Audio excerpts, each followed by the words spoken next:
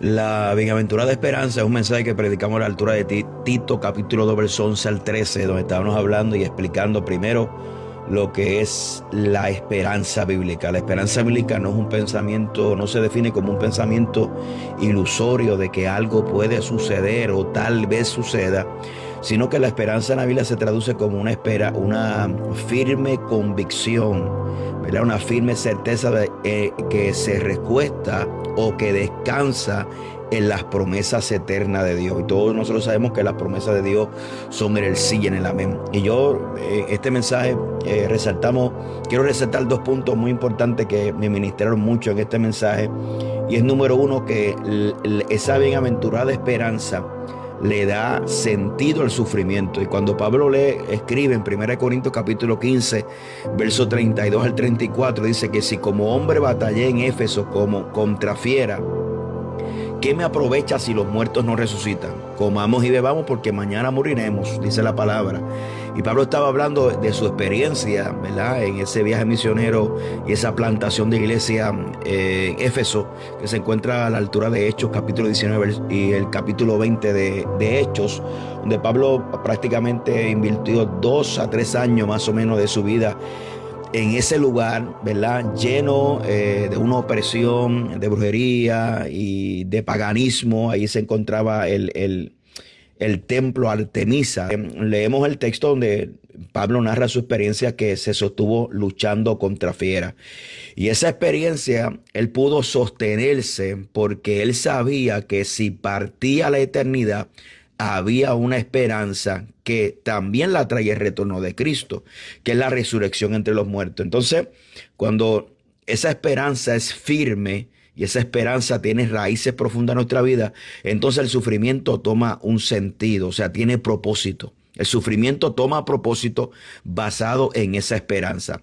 Hablamos acerca del tema que muchas veces este mensaje no le hace mucho sentido a la iglesia actual, porque cuando nosotros comenzamos a leer este mensaje que está muy ligado a la venida de Cristo, nos damos cuenta que la iglesia del primer siglo, segundo siglo, donde llegaban las epístolas y todos conocemos, era una iglesia sufriente, perseguida, y hacía sentido ese mensaje de esperanza, ¿verdad? Que no se predicaba desde el punto de vista como de temor o de miedo, general miedo, sino más bien de un glorioso futuro que le espera a la iglesia. Por eso la Biblia dice en Apocalipsis, donde Dios, Apocalipsis capítulo 21, verso 4, dice que enjugará Dios toda lágrima de los ojos de ellos, y allá no habrá muerte, ni habrá más llanto, ni clamor, ni dolor, porque las primeras cosas pasaron.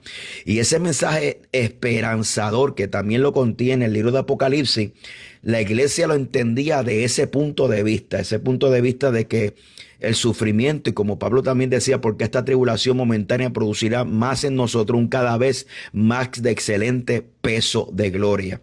Entonces, cuando nosotros ponemos la mirada mucho más de el aquí y el ahora, y la fijamos en las promesas eternas de Dios, y esto no significa que Dios no pueda atender de alguna manera nuestras necesidades actuales, pero realmente el enfoque y las mayores promesas están para la eternidad. Para muchos suena fanatismo hoy en día, para una iglesia que vive cómoda, una iglesia que se le promete éxito, una iglesia que el centro se ha convertido en el hombre. Este mensaje para esta iglesia, para este tiempo, no suele tener mucho sentido, ¿verdad?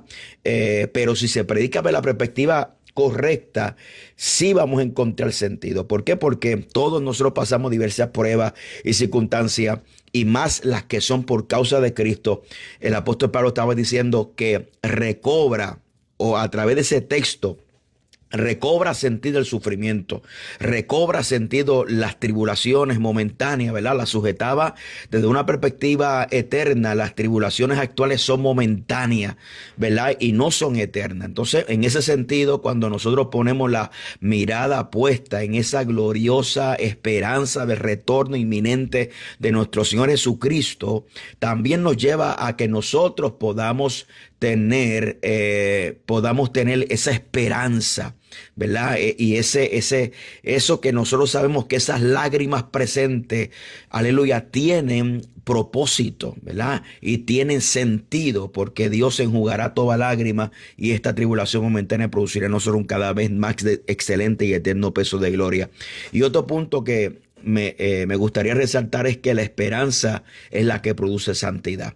De esa vida, dice la Biblia, 1 de Juan capítulo 3, verso 2 al 3, dice: amados, ahora somos hijos de Dios y aún no se manifiesta lo que hemos de ser.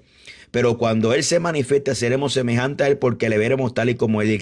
Y todo aquel que tiene esta esperanza se purifica a sí mismo como Él es puro. Cuando nosotros podemos entender este mensaje completamente del retorno de Cristo, de la inminencia del retorno de Cristo, podemos entender que Cristo no viene por cualquier iglesia.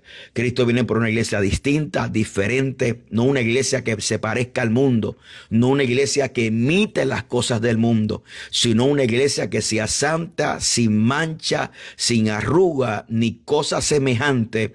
Una iglesia que se parezca a Cristo y que honre lo que es realmente ser cristiano, que en el sentido bíblico es una persona que es imitador de Cristo. Entonces, me parece poderoso la enseñanza de la bienaventurada esperanza, de cómo nos enseña. Simplemente voy a tocar 2 puntos. Cómo nos enseña, número 1, el sufrimiento toma sentido, las pruebas toman sentido, las tribulaciones momentáneas actuales toman sentido, sabiendo que no son en vano y que producen un eterno peso de gloria, y que también nos exhorta a vivir separados para Dios. Entonces, en ese sentido, sabemos y entendemos por qué este mensaje ha sido tan atacado, tan censurado, y muchas veces ha perdido relevancia en el cristianismo actual, no porque no sea importante, sino porque el enfoque de la iglesia es totalmente distinto. Entonces, tenemos que prepararnos. Cristo viene en cualquier momento, esa es nuestra esperanza. Y la pregunta es: ¿le estás esperando de esta manera?